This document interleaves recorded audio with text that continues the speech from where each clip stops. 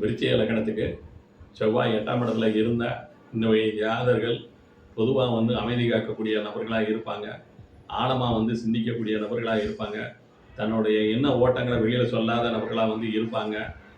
அதே மாதிரி தனிமையை விரும்பக்கூடிய ஒரு நபர்களாக இருப்பாங்க.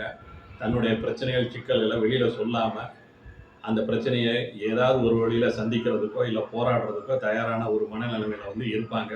ஆனால் உள்ளுக்குள்ளே இவங்களுக்கு மனசில் கலக்கம், பயம் எல்லாமே இருக்கும். இங்கே செவ்வாய் அஷ்டவர்க்கத்தில் நல்லா வலுவான பொதுவாக இவங்களுக்கு பிரச்சனைகளும் அதிகமாகவே இருக்கும்.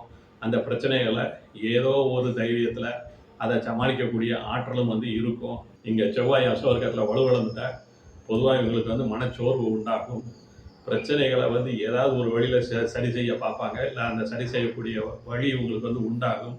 ஆனாலும் முடிவு எடுக்க முடியாமல் தடுமாறக்கூடிய ஒரு நிலைப்பாடு உருவாகும். நன்றி, வணக்கம்.